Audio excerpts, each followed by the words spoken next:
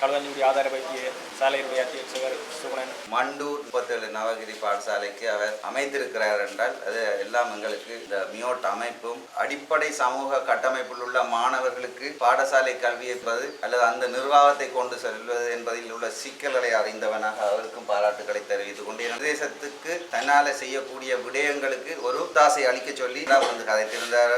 அப்படிப்பட்ட அர்ப்பணிப்புள்ள ஒரு அதிபர் அவர். தமிழினத்தின் தேவைப்பட்டவர்களுக்காக அல்லது எங்களது பிரதேச மக்களுக்காக எங்களால் முடிந்த ஒரு நிழலை கொடுக்க வேண்டும்.